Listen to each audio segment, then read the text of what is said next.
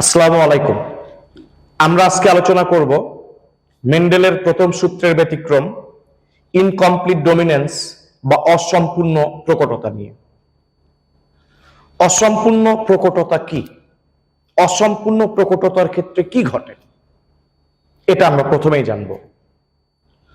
অসম্পূর্ণ প্রকটতার ক্ষেত্রে দুটি ভিন্ন বৈশিষ্ট্য সম্পন্ন দুইটা ভিন্ন জীবের মধ্যে ক্রস ঘটানো হলে বা মিলন ঘটানো হলে প্রথম প্রজন্মের জীবে কোনো বৈশিষ্ট্যই সম্পূর্ণরূপে প্রকট হয় না, বরং দুইটা বৈশিষ্ট্যের মাঝামাঝি নতুন রকমের একটি বৈশিষ্ট্যের সৃষ্টি হয়।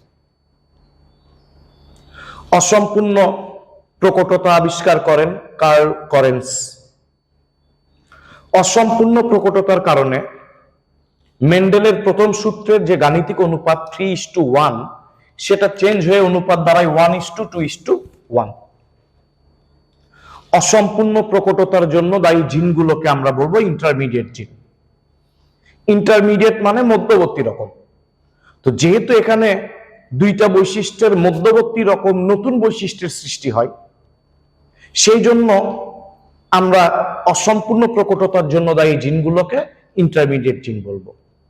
কারণ এই জিনগুলোর কারণে দুইটা বৈশিষ্ট্যের মধ্যবর্তী রকম নতুন বৈশিষ্ট্যের সৃষ্টি হয়।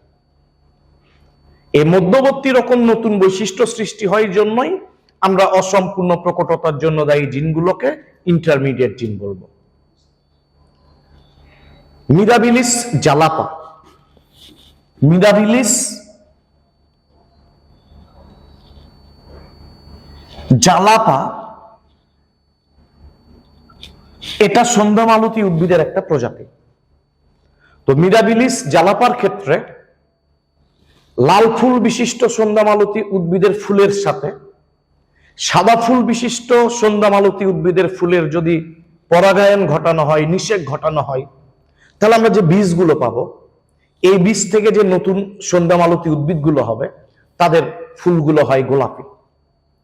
তাহলে লাল ফুল বিশিষ্ট সন্ধ্যামালতী উদ্ভিদের ফুলের সাথে সাদা ফুল বিশিষ্ট সন্ধ্যামালতী উদ্ভিদের ফুলের পরাগায়ন ঘটালে, নিষেক ঘটালে আমরা যে বীজগুলো পাবো, এই বীজ থেকে যে নতুন সন্ধ্যামালতী উদ্ভিদগুলো তৈরি হবে তাদের ফুলগুলো হবে গোলাপি।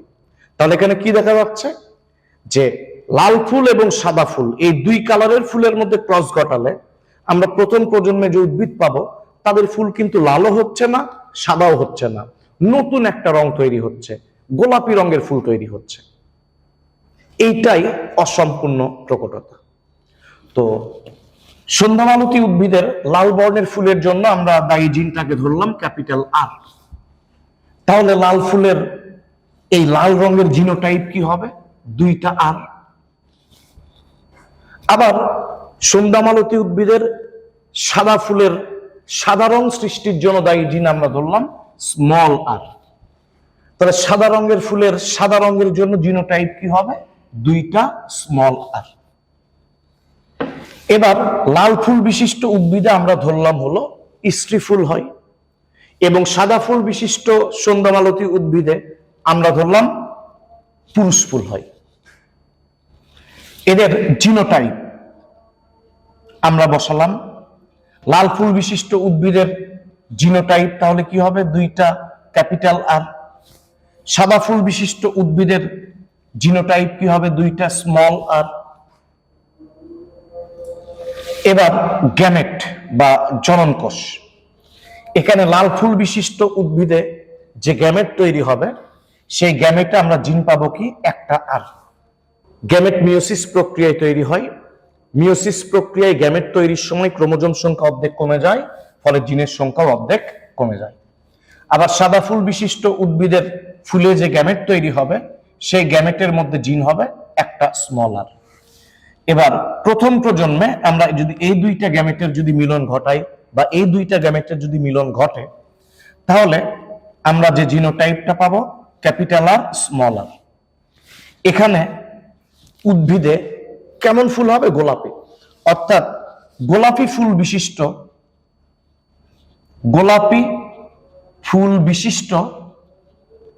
উদ্ভিদ সৃষ্টি হবে, গোলাপি ফুল বিশিষ্ট সন্ধ্যামালতী উদ্ভিদ তৈরি হবে। তাহলে এখানে লাল রঙের ফুল এবং সাদা রঙের ফুলের মধ্যে আমরা পরাগায়ন ঘটাচ্ছি। এক্ষেত্রে যে আমরা যে বীজগুলো পাবো, বীজ থেকে যে আমরা নতুন সন্ধ্যামালতী উদ্ভিদ পাবো, তাদের ফুলগুলো হবে গোলাপি। এখানে লাল রংটাও এবং সাদা রংটাও কোনো রঙই এখানে সম্পূর্ণরূপে প্রকট হয়নি, বরং লাল এবং সাদার মাঝামাঝি নতুন একটা বৈশিষ্ট্য তৈরি হচ্ছে, গোলাপি রঙের ফুল সৃষ্টি হচ্ছে। এবার আমরা যদি F1 ক্রস F1 করি, অর্থাৎ F1 এর এইরকম জিনোটাইপ বিশিষ্ট একটা সন্ধ্যামালতী উদ্ভিদ আমরা ধরলাম, যার ফুলগুলো হলো স্ত্রী, আবার সেম জিনোটাইপ বিশিষ্ট আর একটা সন্ধ্যামালতী উদ্ভিদ যার ফুলগুলো আমরা ধরে নিলাম পুরুষ। এবার এখানে গ্যামেট কি হবে? একটা করে জিন যাবে গ্যামেটে, এখানেও তাহলে কি হবে? একটা করে গ্যামেটে একটা করে জিন যাবে। এবার দ্বিতীয় প্রজন্মে আমরা কি পাবো? যদি এই দুইটা গ্যামেটের মিলন হয়, তাহলে ক্যাপিটাল আর এখানে সাদা রঙের কোনো জিন নাই, অর্থাৎ এটা হবে লাল ফুল বিশিষ্ট সন্ধ্যামালতী উদ্ভিদ। যদি এই গ্যামেটের সাথে এই গ্যামেটের মিলন ঘটে, আমরা এখানে সম্ভাব্যতা যাচাই করতেছি।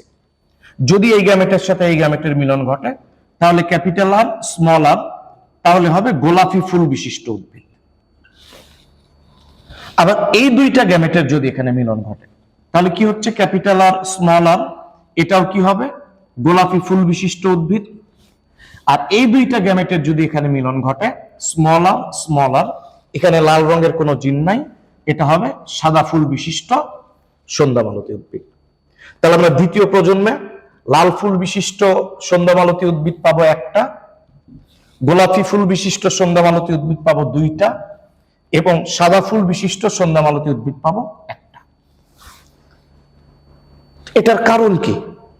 কেন গোলাপি বর্ণের ফুল সৃষ্টি হলো সন্ধ্যামালতী উদ্ভিদে? তো মনে করা হয় যে সন্ধ্যামালতী উদ্ভিদের দূরবর্তী পূর্বপুরুষ যারা, তাদের গোলাপি রঙের ফুলই তৈরি হতো, এবং তাদের মধ্যে লাল রঙেরও জিন ছিল, সাদা রঙেরও জিন ছিল, এরকম জিনোটাইপ ছিল, গোলাপি রঙের ফুল তৈরি হতো। পরবর্তীতে কোনো এক সময় এই লাল রং সৃষ্টিকারী জিন, সাদা রং সৃষ্টিকারী জিন আলাদা হয়ে যায়, এবং লাল ফুল বিশিষ্ট সন্ধ্যামালতী উদ্ভিদ এবং সাদা ফুল বিশিষ্ট সন্ধ্যামালতী উদ্ভিদ তৈরি হয়। এরপরে যখন আবার এই দুইটা জিন এরকম একসাথে হওয়ার সুযোগ পায়, তখন আবার এরা কি করে? এরা এদের দূরবর্তী পূর্বপুরুষের যে গোলাপি ফুল হতো, এই কালারের ফুল সৃষ্টি করে, এটা মনে করা হয়।